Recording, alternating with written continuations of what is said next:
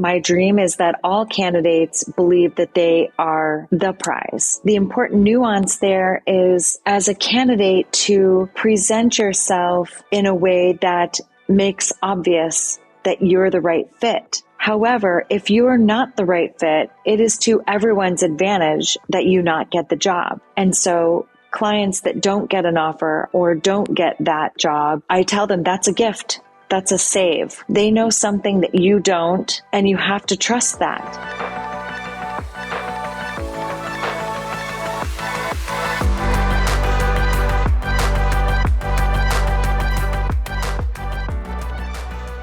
Hello and welcome to another episode of Brave UX. I'm Brendan Jarvis, Managing Founder of The Space in Between, the behaviour-based UX research partner for enterprise leaders who want an independent perspective to align hearts and minds. You can find out more about me and what we do at thespaceinbetween.co.nz. Here on Brave UX, though, it's my job to help you to keep on top of the latest thinking and important issues affecting our field of design. I do that by unpacking the stories, learning, and expert advice of a diverse range of world-class leaders. My guest today is Jennifer Speciale. Jennifer is the founder and executive leadership coach at Speciale Executive Leadership, where she helps ambitious leaders take the next step in their careers. Whether it's transitioning from consulting to industry, stepping into their first VP role, or unlocking new executive opportunities. Her coaching blends executive branding, strategic career transitions, and leadership agility to ensure her clients don't just land the role, they excel in it. Before founding Speciale Executive Leadership, Jennifer spent over 15 years in leadership roles at some of the world's most influential companies, including Amazon, McKinsey, Indeed, and Google. She has been on the inside of high-stakes hiring decisions, shaping recruitment strategies, and building global teams in experience design, executive leadership, and digital transformation. At Amazon, she led executive recruiting for design, helping shape the teams behind the company's flagship products. At McKinsey, she built a global experience design team, expanding the firm's digital talent strategy and spearheading leadership initiatives. Jennifer's impact goes far beyond recruitment. She has coached over 100 leaders into executive roles at companies like Amazon, Google, McKinsey, and beyond. In 2024 alone, she helped to deliver over $500,000 worth of salary growth for her clients. Through her proven framework for career acceleration, she's changing the way design leaders navigate their careers, making executive presence more than just a buzzword and helping leaders uncover unlisted, game-changing opportunities. And now she's here with me for this episode of Brave UX. Jennifer, a very warm welcome to the show. Thank you. Thank you so much. I'm Jennifer, super happy to be here. Oh, it's great to have you here. It really is great to have you here. And I understand that you're joining me from Italy and that you may have also been recently training for a marathon.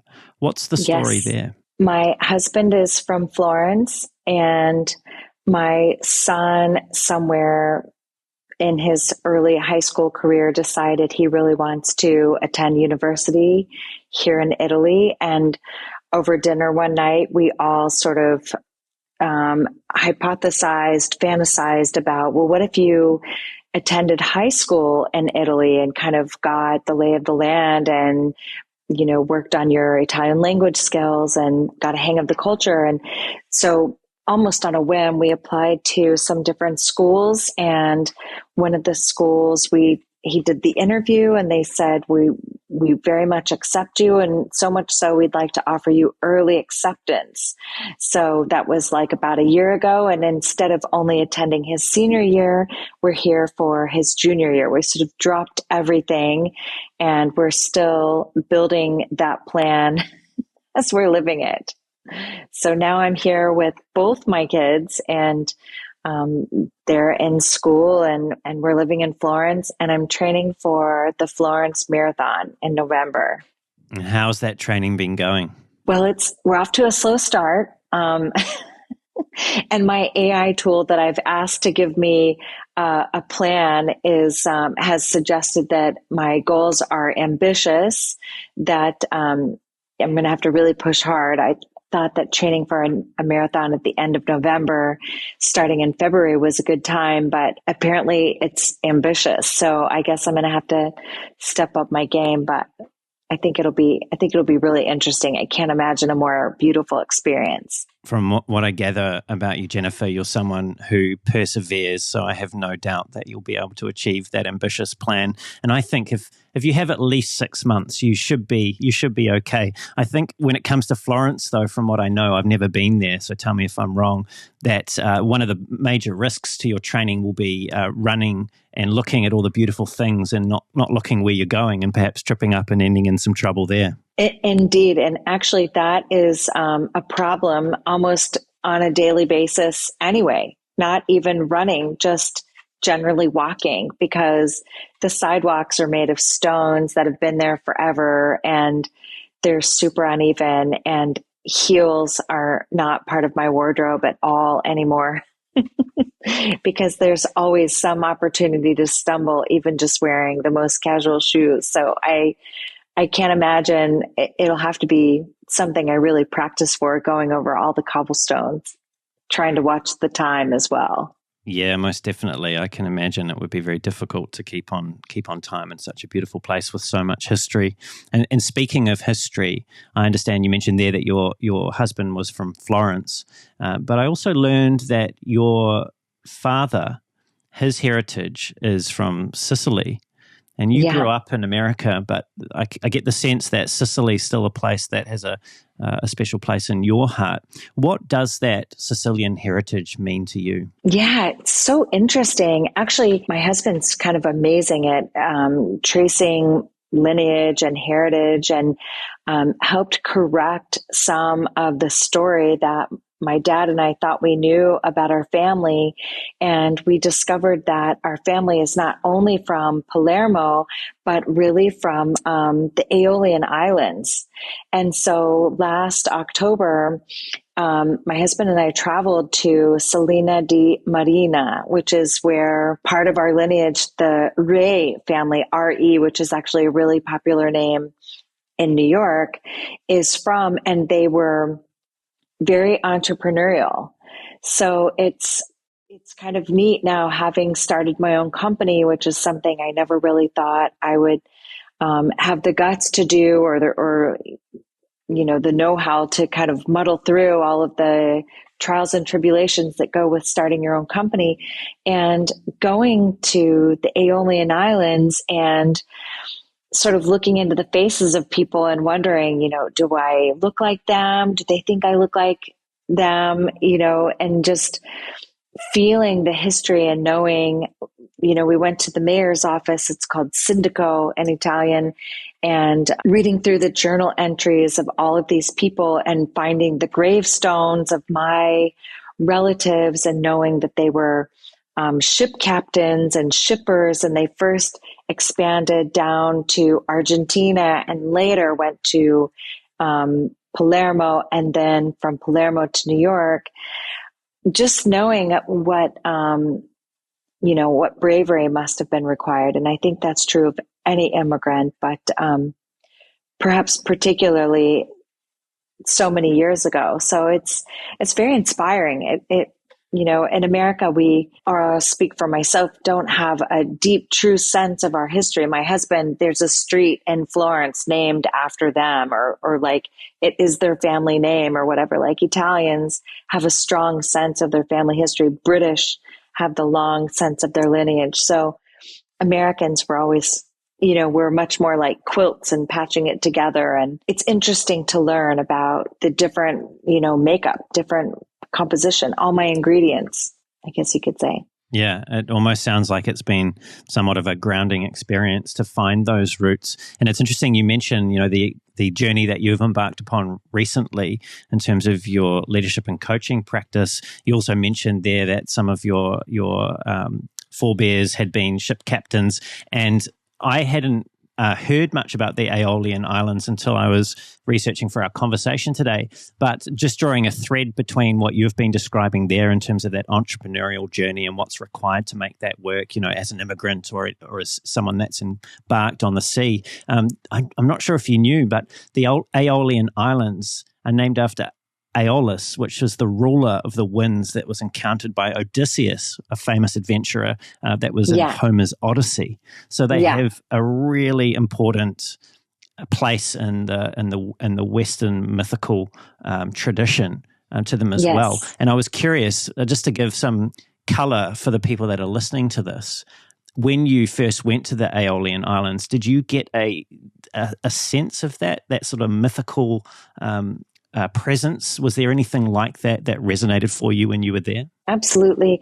The islands themselves are so beautiful. Just kind of walking around and thinking about how old they are. And not all of the Aeolian Islands are fully inhabited. Some of them are posh and, jet set. We visited those briefly, but then we went to another one where the primary inhabitants are donkeys. So it's a little bit like New Zealand, where there are more donkeys than humans, and New Zealand has more sheep than humans, right? Or it used to. Many more sheep than humans. Yeah, many, many, many more.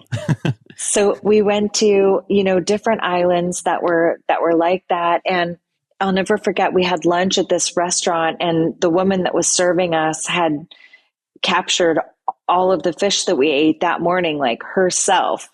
And she was very proud of herself. I don't know if she was down for her cook or her restaurant was new, or if she was just really proud of that always. And that's always what she did. But it does feel very mythical because you can see the islands. You can see there are many of them, and you can see some of them depending on which island you're on. Some of them are closer than others. And you can only imagine what it must have been like trying to travel in between those. And, the first people that were on those and how they worked it out, and thinking about somebody getting in a ship, even a big ship, and finding Argentina, navigating there, So there's so much natural beauty and the shape of the mountains and the hills. It's very beautiful. It's very inspiring. I had my first client from a terrace on the Aeolian Islands. Congratulations. I'm sure that's quite a special one, actually, to be able to bring your work and the things that you've learned in America to someone that inhabits one of those islands. That's right. Yeah. It wasn't a good hair day, lots of humidity, but that's okay. Yes, you get that here where I've now moved to, which is Wellington. It's known as Windy Wellington, so I can say goodbye to good hair days, that's for sure. Hey, just before we move off Italy and Sicily and that part of the world, that part of your history, you've previously remarked that the storied and sometimes troubled history of what we now call Italy has provided inspiration to you in terms of the stories that come from that land.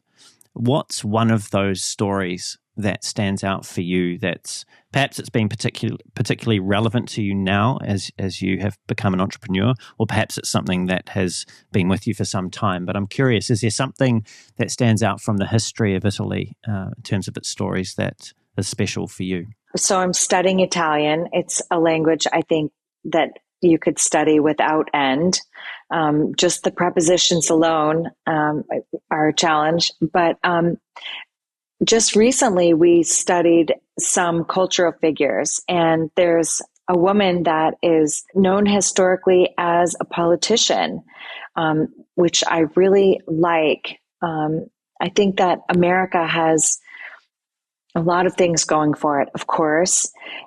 Women's rights and advancement are something that I care deeply about. I talk to my clients about it all the time, men and women. And so I think it's really interesting that this woman, Lucrezia Borgia, from the 1500s, she is suspected that she's the illegitimate daughter of a pope and another woman. And actually, I want to find out who her mother was, because her father was a pope. And she became a very strong, powerful person. She wasn't very great. She's also known for using poisons as part of her tactics if people didn't acquiesce. But she was fierce, and she was a strategic negotiator. And I think it's notable that it's not uncommon for there to be a lot of strong female figures in Italian history. And it's not something that they have to force themselves to do to show a balanced array of historical figures. They just exist and they are admitted to, and they're kind of part of the mix. And I find that very inspiring. I believe even the current prime minister in Italy is a woman? Yeah, her politics are questionable.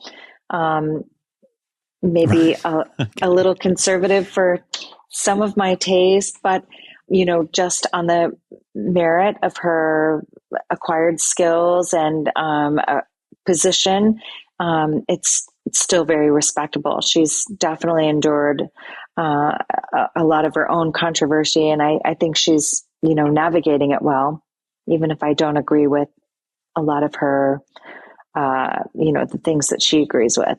Well, hopefully she doesn't resort to the use of poison. She won't add that to her list of black marks.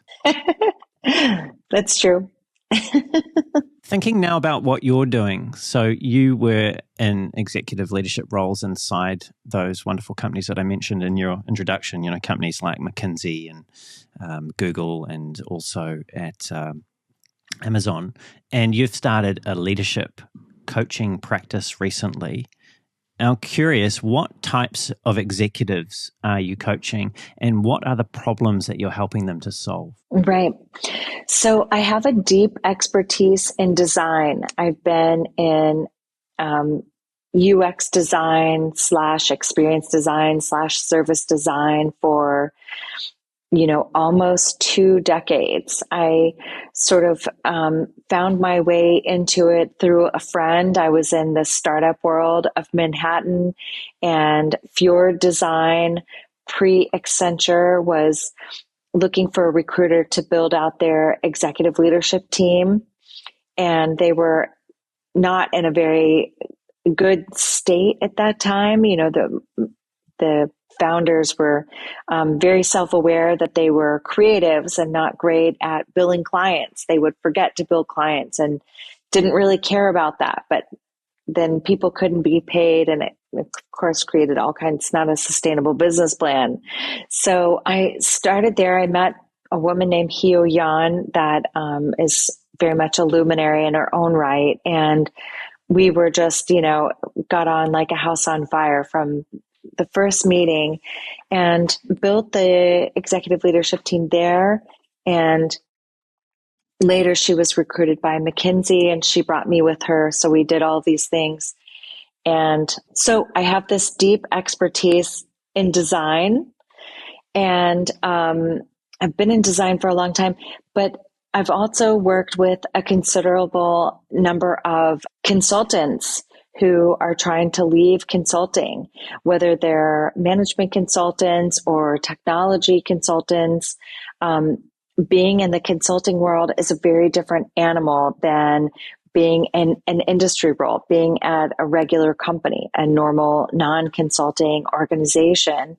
And it can be really challenging to translate your skills because so much of your work seems ephemeral or seems temporary. So I care deeply about helping people translate their skills that are fungible, those skills that what may seem esoteric in a consulting organization actually are very applicable in other organizations. So I won't say I'm industry agnostic. I definitely have a focus on coaching people that are in design and technology and consulting spaces. But I have had some lawyers as clients and a CTO, a CIO. So I feel very grateful and very happy that my framework can be industry agnostic, even if my expertise is not. I understand. Well, let's focus in on design leaders in terms of the application of your framework and the expertise that you've developed throughout your career. So when you're having that initial consultation with the design leader who's considering their next big thing, whether that's inside the organization or perhaps they're looking at something entirely different, a new organization, what's the first question that you typically ask them? Or what's your starting point? What is it that you want to know about them and what they're trying to achieve? Right now, I feel like design is at a pivotal moment. So a lot of my first clients were people who had been impacted by layoffs. Now a mix of people who've been impacted by layoffs and who are looking for a brand new role. But I also have a mix of people who are looking to get promoted. And so I typically start with trying to understand, do they have a concrete outline or a concrete idea of where they want to go? What does success look like for them? And very often my clients that have been impacted by layoffs, they say, I'm really open-minded. And I try to steer them away from that. I actually don't want my clients to be very open-minded. And through conversation and through learning about them, which sometimes can happen in an hour, you can really accomplish a lot in 60 minutes. I try to really uncover at least some general themes, to see some sort of spikes, some natural proclivity to certain industries or certain kind of work or certain kind of company size, so that I can help them have their goal take shape, even if they have a very specific promotion in mind. Maybe it doesn't have to be that promotion. Maybe it's actually not that promotion, but it's something near it or something similar. I try to coach my clients to become very unapologetic about their goals and their passion. And as they pursue those things that give them butterflies, they start to realize, I don't want to be open-minded. I don't want to be, kind of open to anything. I want to be very specific, because my clients are typically, around age 50, plus or minus around 10 years. And people always, my clients, I will say, typically feel like, oh God, I'm 50 now, or I just turned 47. And they usually say it with a bit of panic. And so I'm here to say that actually this is going to be one of the best years, one of the best, potentially the most important phase of your career. It doesn't necessarily have to mean you have the biggest role at the flashiest company. Like, now you're finally going to lead a gigantic UX team at Apple.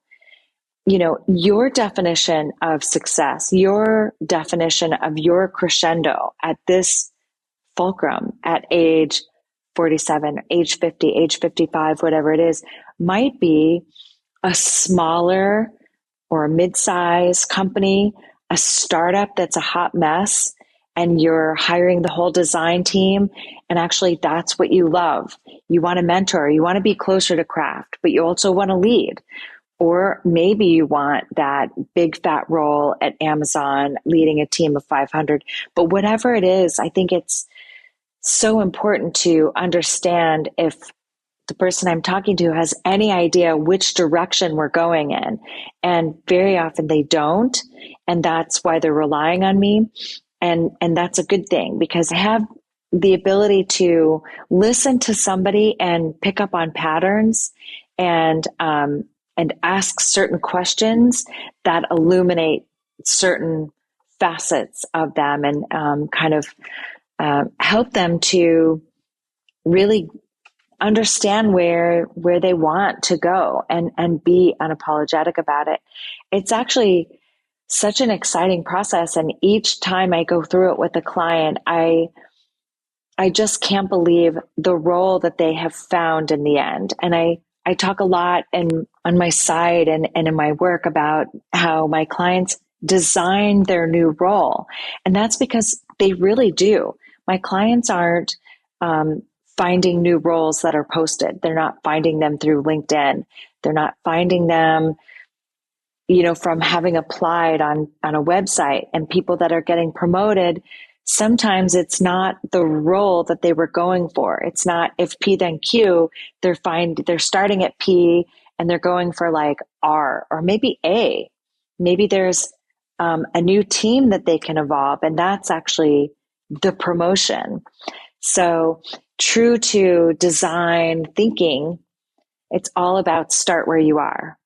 And it's one of the things I love most about design thinking is start where you are. I always tell them, don't feel like you have to schedule your first session once your portfolio is to your liking. You may never have your portfolio to your liking. Like, I don't know, one recruiter that really likes their LinkedIn profile or really likes their resume. We always hate it. It's always a work in progress. And the same is true with the portfolio. You mentioned starting where you are, and you also mentioned how some of your clients still are people that have been impacted from the layoffs that have been going on. Now, that seems to me that there are quite a few people still out in what I would describe as a career wilderness. They may have been looking for quite some time. Perhaps they're actually not looking. Perhaps they're in a job that is just not really fulfilling. Maybe they took it out of fear or a bit of desperation after a previous layoff. But people generally, there's more people than perhaps before pre-COVID that are in that uncomfortable position, or one of those two uncomfortable positions. Now, relevant to this, you've previously said, and I'm going to quote you now, don't feel stuck. Don't believe that you're stuck. There are always, always options. I think the worst thing ever is to think that you have no options. You always have options. So thinking back on those clients that you've coached that have perhaps come from that position of feeling quite stuck where they are in their career, how do you help them to find options when they're having difficulty seeing those themselves? We start by reformatting their LinkedIn profile, which sounds very simplistic and superficial. I had one client ask me, isn't this just putting lipstick on a pig? Well, no, actually, you're not a pig. It's not cosmetic. It is not superficial at all. The result is superficial because it is your marketing tool. But the process of redefining your LinkedIn profile actually goes quite deep, because you are recreating your LinkedIn profile, again, unapologetically going after what you want. And that's where the hope starts to come. That's when you start to see options. That's when possibilities present themselves. When you put all of your efforts, your portfolio, we always create case studies. So I tell them, like, you can have your great big blob, your great mass of work, which is your portfolio, but we will do a double click and have ideally 3 very coherent case studies that are extremely simplistic, organized, and developed for any audience so that a CFO could read it and make sense of it. A design leader with a short attention span could look at it and make sense of it. A recruiter that hasn't been trained in design and has every candidate at their fingertips can look at it, make sense of it, and understand your metrics, your value proposition, your impact that you've created. So this process of not necessarily redefining who you are via the tool of LinkedIn, but re-articulating what you want, not just having these things be a confessional of everything you've ever done. I always say, like, I'm not necessarily super religious. I use this figuratively, but your CV or your LinkedIn profile is not your priest. It's not your confessional. It's your marketing tool. That doesn't mean, flub your metrics or unduly exaggerate. Particularly with women, they're always shy to say, well, I don't know that it was 40%. It may have been 37. I'm like, that's, classic how women are trained. Like, we downplay everything. Say 40. Just the scrutiny of that gives the validity of your metrics. It makes me believe you more, and that will come through to your readers. So the process of recreating the LinkedIn profile and orienting it exactly to where you want to go rather than everything that you have done creates that hope. And it sounds, perhaps contrived or even maybe a little bit hokey, but it's just so accurate. And I've just seen it with all of my clients. It creates the hope. It creates the focus. And with the hope and the focus comes the distraction from the frustration, the sense of rejection, the sense of maybe I'm outdated, maybe I'm irrelevant, maybe I'm too old, maybe, I'm 55, like maybe I should just start thinking about retirement. No, those are ridiculous concepts. Like, the market is not telling you to give up on yourself. The world is not telling you to give up on yourself. Don't give up on yourself. If you don't want to give up on yourself, don't make that decision. And in fact, reconfigure all of your outward facing things, your marketing tools, to project what you want, which will then attract what you want. And everything just starts to fall into alignment. It's unbelievable. I tell people, like, you are finding your tribe, your new tribe. And it's that old expression of everything that you've done before is not what will get you to everything where you're going now. You've got to be more strategic. You have to retool. You have to re-strategize. It's actually the smartest time to start working with a coach. If it's not me, make it somebody. So many people feel like, God, I'm so seasoned. I should know how to do this on my own. I should be good at this. I should just know how to do this by myself on my own. No, actually, some of the best, most seasoned executives have completely lost the art of storytelling. You just have so many brilliant things to talk about. You get in an interview and you don't know where to start. And so you overshare, you forget metrics, you're cramming in 13 stories in one answer, and it comes out disorganized. So it's really the perfect time to work with a coach. It's the perfect time to retool and really prepare yourself for your most exciting part of your life, which doesn't mean the biggest. It's how you define it. And it sounds like you help people to do that definition, to get that clarity. You talked in terms of focus there, and from that focus and clarity, almost like sculpting something out of what they've done previously, it gives them that injection of clarity and enthusiasm that they need to get them into the right position to be hired so that they can project themselves the best way they possibly can. And that's certainly a very valuable thing. I do want to ask you, though, about the sort of more hard-nosed other side of it. So that's your contribution, I suppose, as a coach, is helping them to do that. But you've also been on the other side as an executive recruiter. And I'm keen to understand, if we zero in on LinkedIn in particular, just what is it that you are looking for in people's profiles for those big roles when you come across them? Or perhaps I'm very naive, right? Like perhaps you're not even looking at them. Perhaps it's all automated. What insight can you share with people as to what's really critical for them to get right from the other side of the fence's perspective, which is those people that are the hiring managers or recruiters that are looking at those profiles? I am very hard on my clients because I love them. And sometimes you just have to give the really hard feedback, which is, I have absolutely no idea what you want to do. Your profile tells me nothing. It can be filled with bullet points and things that they've done and, this litany of everything that they ever did with the design process and granular detail that just bores anybody to tears. And doesn't actually impart any understanding whatsoever of the person.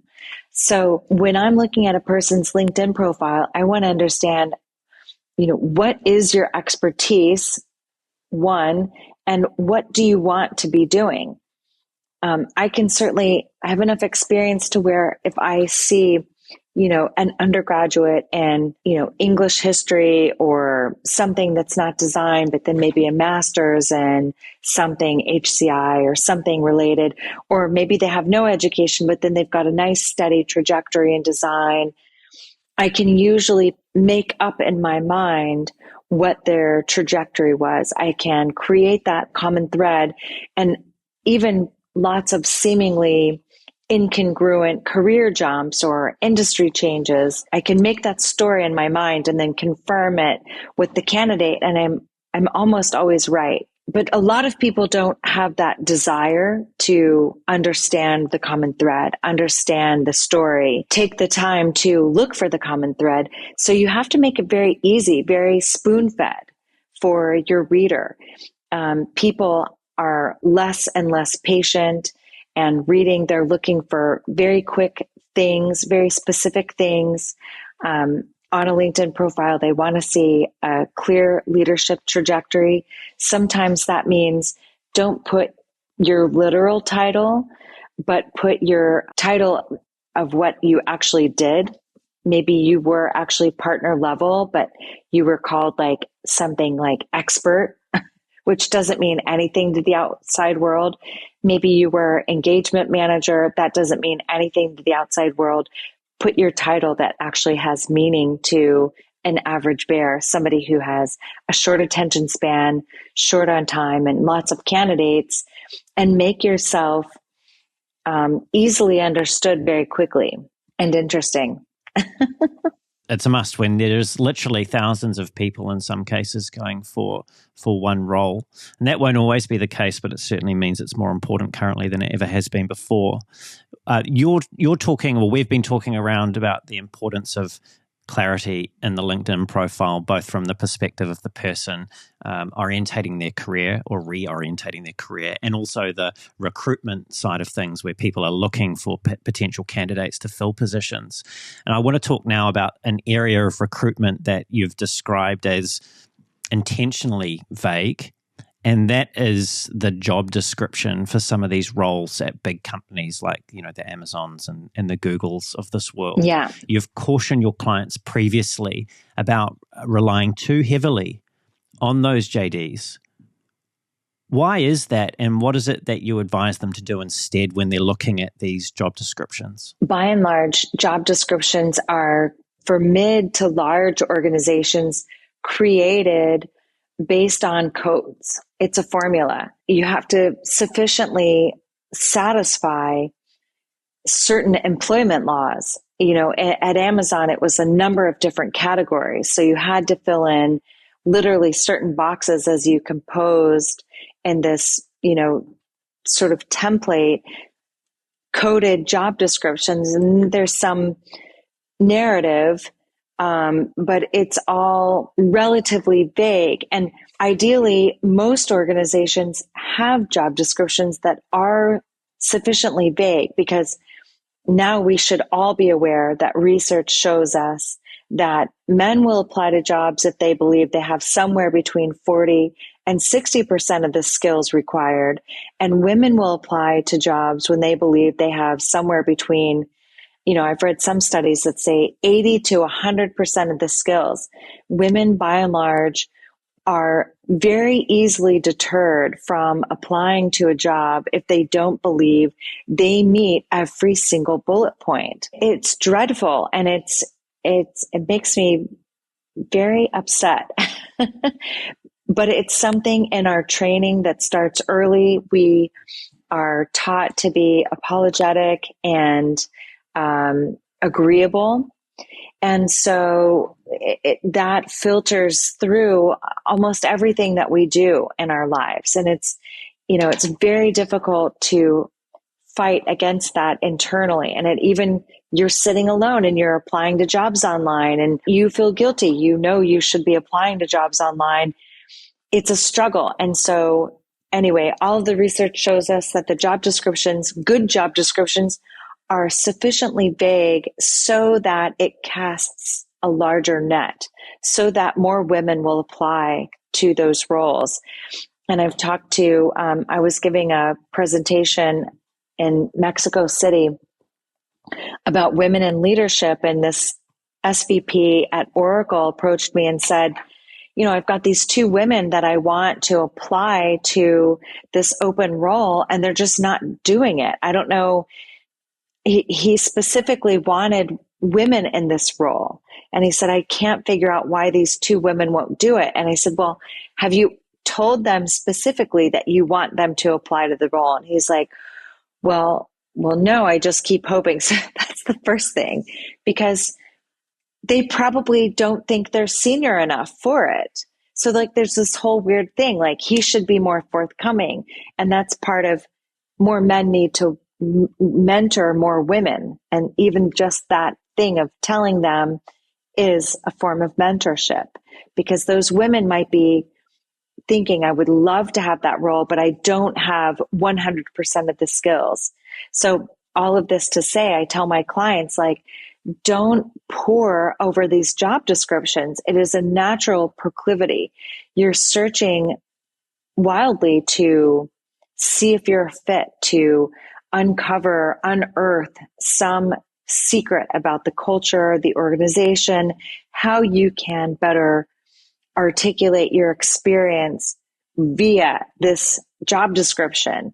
And it will drive you crazy. And in fact, does drive people crazy because it doesn't illuminate anything, because it's by design vague.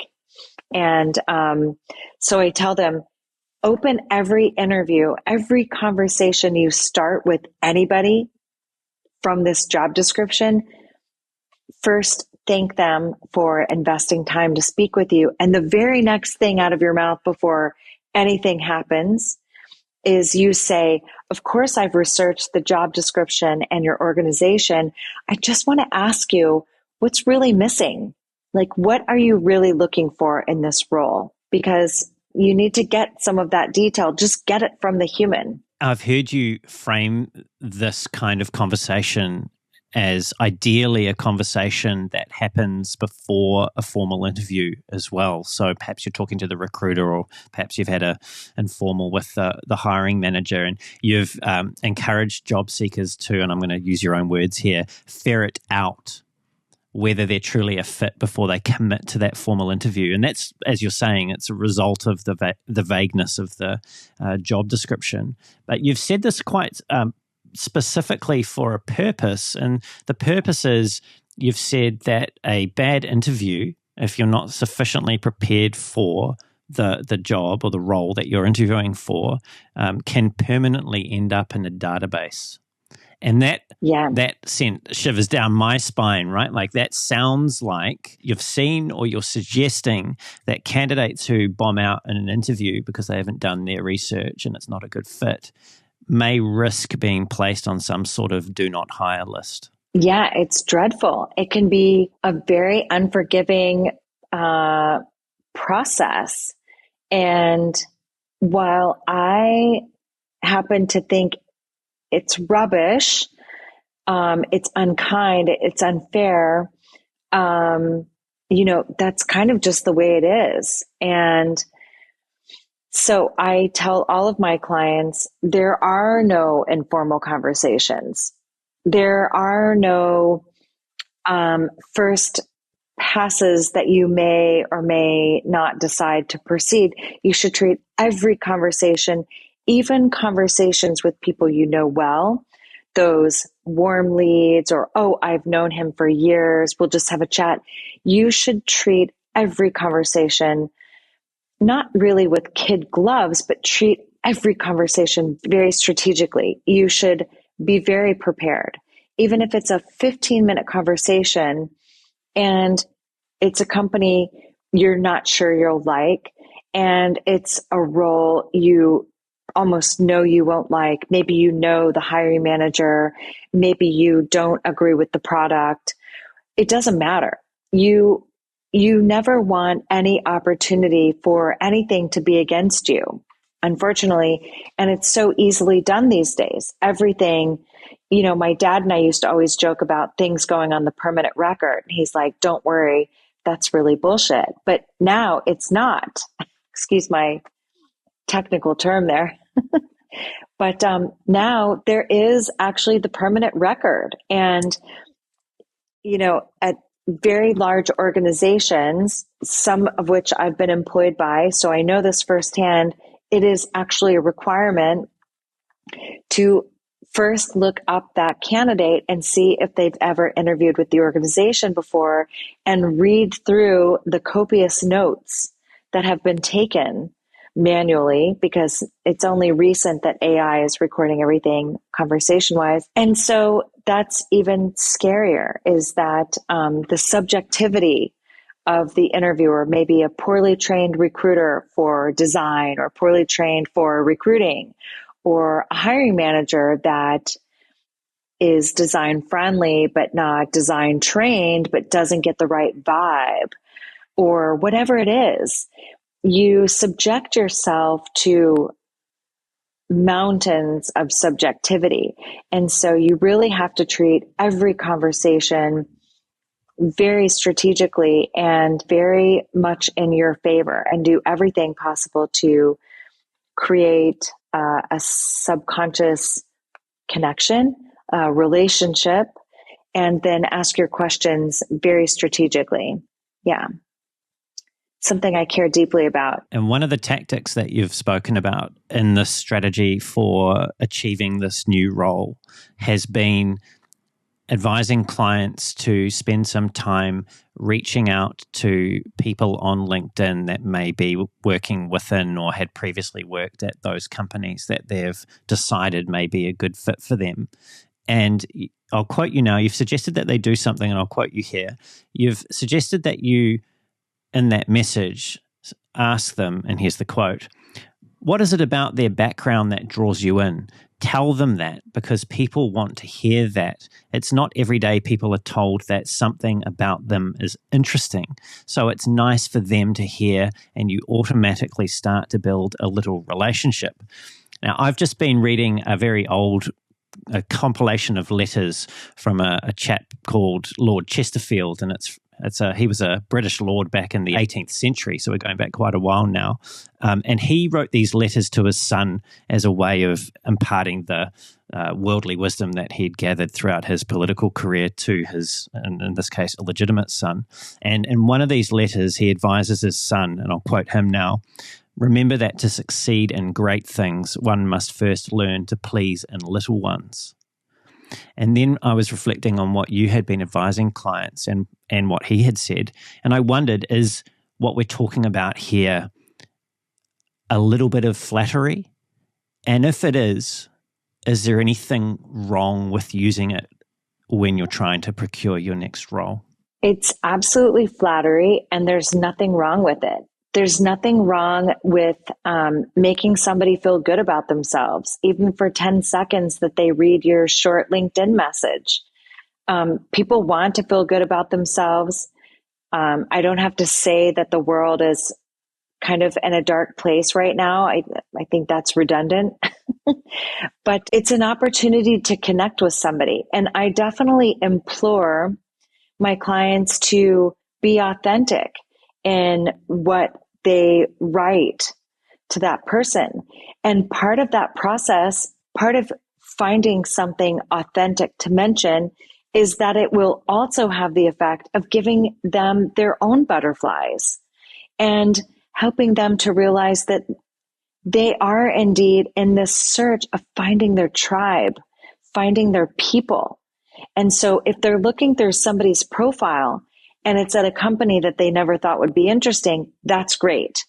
And if they find something in somebody's profile that's actually like, oh my God, like they went to my undergraduate. Nobody ever knows this undergraduate. I can't believe that. That gives you butterflies. So you complimenting somebody, paying somebody a moment of flattery has like this reciprocal effect, which yes, it's strategic, and yes, it's to your advantage, and yes, it's a good business strategy. But by the way, it actually makes life more fulfilling. And when you're in a job search, and if you've been impacted by a layoff, you need anything that is fulfilling, any kind of good F word, because there's so much that's so hard and so difficult. So it's really hard reaching out to people that you don't know. It's really hard putting yourself out there. And so the other facet of one moment of flattery, it's not that it's just gratuitous, oh, that looks nice on you, which you could say to anybody. It's something very focused, very specific. LinkedIn is a business application. You are seeking something for business. That moment of flattery is something that is also sparking something that makes you feel positive. So you're seeking a connection. Sure, it's complimentary to the receiver, but nobody ever feels bad when they're paying a compliment. It's a moment of connection. And it's really powerful and effective. It's so true that nobody ever feels bad when they're giving a compliment. I think the only caveat there is if you know that you're giving a compliment that's not genuine. But what you're talking about here is not that. You've talked about zeroing in on something that maybe you share in common, or something that does genuinely impress you that you want to share with that other person as a way of opening and warming that relationship.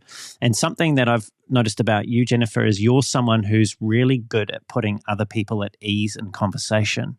And no doubt that's something that served you very well in your career as a recruiter and also now as a coach. It's certainly something that I'm sure you've refined over time. And one of those situations that your clients will find themselves in, and also the people that are listening to this, all of us will find ourselves in, is in the interview.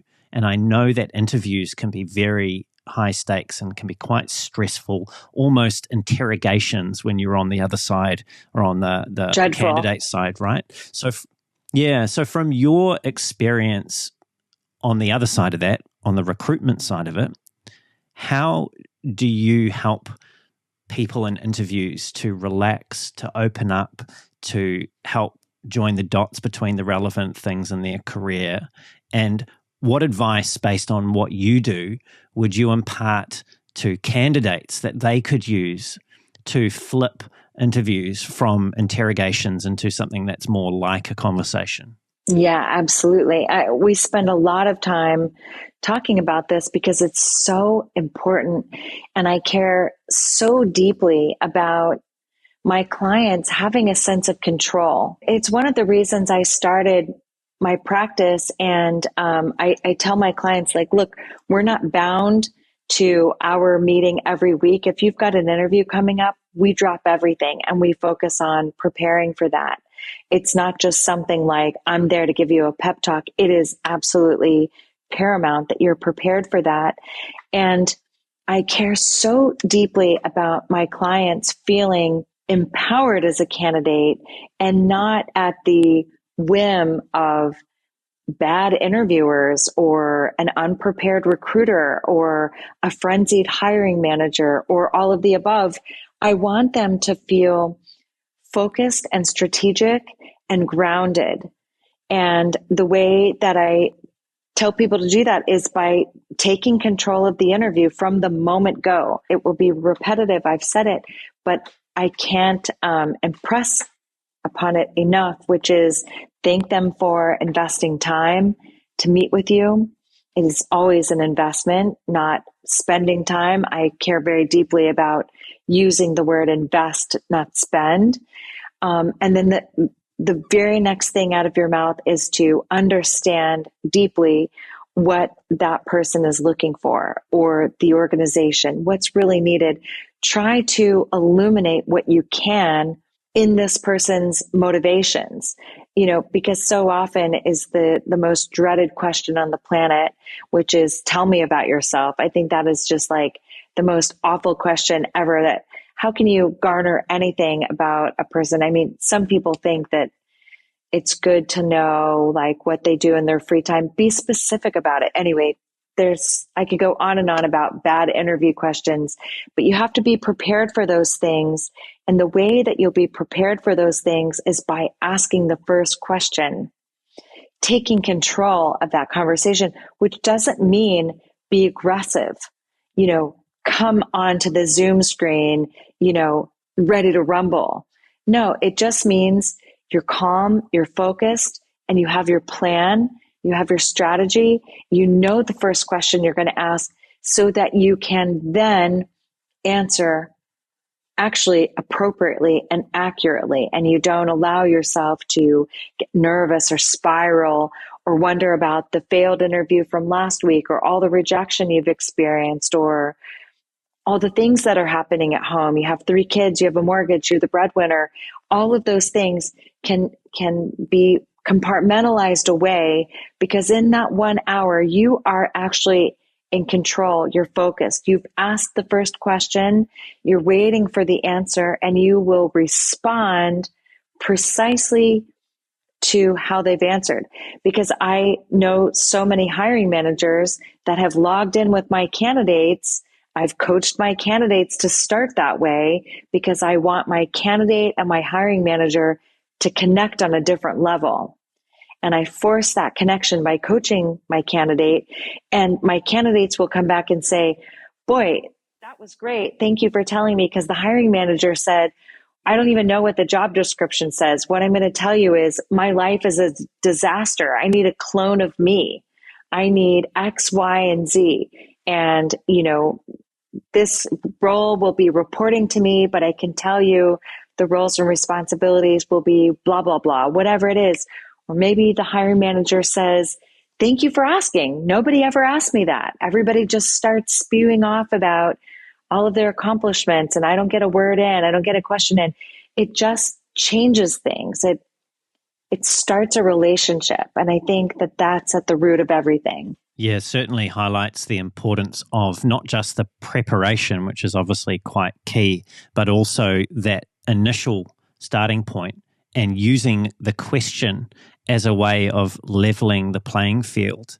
Now, I don't know if my framing here is going to be too sort of masculine, perhaps, or too aggressive, but do you get a sense that the candidates who are both prepared, composed, but also believe that they are the prize, and not an arrogant way, but a confident way, are the ones that are able to carry interviews to more successful outcomes? Or is there a different mix of adjectives that you'd use to describe the type of presence people need to have in order to get the most out of those precious moments that they have in an interview? Such a good question. I love that question. It is a difference. My dream is that all candidates believe that they are the prize. Whether or not they are the prize for X role that they're interviewing for or not is the subjectivity. And the important nuance there is, as a candidate, to present yourself in a way that makes obvious that you're the right fit. However, if you are not the right fit, it is to everyone's advantage that you not get the job. And so clients that don't get an offer or don't get that job, I tell them that's a gift. That's a save. They know something that you don't, and you have to trust that. They didn't see something in you that would have been a fit for them or that role, and that's a gift. That's a save. There were so many times in my career, not so many times, but there were definitely times in my career that I counseled candidates, look, I know you want this job badly. You want to be in this role. You want to have this experience, but I'm telling you, you won't be happy here. This is not the place for you. And I had, I'll never forget, one woman pushed back, like, you don't understand. Like, I've wanted this company my whole life. Like, this is my dream job. And I said, I know you think that based on whatever certain criteria, but I'm telling you, it is not actually your dream job. This is not actually your dream place. And I try to be specific about why it isn't. It's really hard to talk somebody down from that. But essentially, I had to tell her, like, you just have to trust me. I know more about the organization than you do. And I know you won't be an exact fit. You won't be happy. And so, aggressive or otherwise, that doesn't matter. I want all candidates to think that they are a prize. They are a prize. They are the prize. Whether they're the right fit for a certain role is a different nuance. And I want them to be cognizant of that. Yes, you put your best foot forward. You create your portfolio and your case studies to highlight your best work. You can have a terrible interview and you can still get a job offer. It happens. There are those stories. Wow, I bombed the interview, but thankfully the hiring manager and I had some unspoken bond. I can't believe I even got that. It happens. So that's not the only thing. There is something about being the right fit really believing you're the right fit, and that being the case. And also, it sounds like there's something in there around, as long as you can be sure that you brought your best, don't judge yourself on the outcome. The decision was to turn up and present yourself the best way you could as the prize that you can be. But it's not a guarantee that every company is going to want to hire you. And I think that collectively, if we could sort of shape more of our thinking around our decisions and the quality of those rather than on the outcomes, which often are wildly out of our control, that would certainly help people bounce back and spring into the next interview better. I always tell my clients, and I told my candidates for years, don't forget you're looking for a match just as well as we are. And so if we've determined you're not the right fit, then you have to know that you're not the right fit and you are looking for the right fit. It's not only that you're, at the whim, in the control of the company. You have to find the right thing too. So I just wanted to say that. Yeah, 100%. Jennifer, you mentioned this a little earlier. You mentioned, and this is where I want to finish with you, is that women, generally speaking, have a behavior that doesn't serve them particularly well, which is apologizing too often. And just to finish up today, in your experience, what's a more empowering approach that you could recommend or impart to women who find themselves saying sorry too frequently? I have a decent number of male clients as well who have this. So all the research I've done made me think it was more a female trait than male, and maybe the research proves that. But thankfully, my body of work is I have a nice balance of people who apologize too often. And the way to buttress yourself from this is to ask questions. Try to get in front of that interview first so that you are, if you have to answer an interviewer's question with a question, you should do so. That doesn't mean, be obnoxious about it. At some point you have to answer questions, but if you can get enough information, get enough clarity on what the interviewer is really asking, you will be answering questions in the right way. And don't apologize for asking a question. Don't say, sorry, I just want to clarify. No, pause and say, I have so many different stories I could share with you. I want to make sure I give you the right information that will help you understand me. So I want to clarify, and then ask your clarifying question and then give the right answer. There's no apology necessary. If somebody asked you for directions and then they asked a clarifying question, you wouldn't expect that they apologized for asking a clarifying question on how to get there. You would want them to get there. That's a really important point to finish on. Jennifer, I've really enjoyed today's conversation. You've certainly shared many important insights that are valuable to people today. Thank you for so generously sharing your stories and insights with me. Thank you. I really enjoyed this. You've asked such amazing questions. It's been really fun. It's been my pleasure. And Jennifer, if people want to connect with you, they're interested in the type of executive leadership coaching that you're providing, something that they heard today really resonated with them, what's the best way for them to reach out to you? They can reach out to me on LinkedIn and send a message there, send a connection request with a message. They can also go to my website and have a message sent. I have an amazing EA that helps me keep organized and respond. So definitely reach out. I'm here to help. Wonderful. Thanks, Jennifer. And to everyone that's tuned in, everything will be in the show notes, including where you can find Jennifer and all the things that we've spoken about. Thank you for lending us your ears and your eyes. If you've enjoyed the show and you want to hear more great conversations like this with world-class leaders in UX research, product management, and design, and things that are adjacent to design like leadership coaching, don't forget to leave a review, subscribe so that the podcast turns up every 2 weeks in your feed, and also tell perhaps just one other person about the show that might find value in the things that we discuss here. If you want to reach out to me, you can find me on LinkedIn. There's a link to my profile at the bottom of the show notes as well, or you can head on over to my website, which is thespaceinbetween.co.nz. That's thespaceinbetween.co.nz. And Until next time, keep being brave.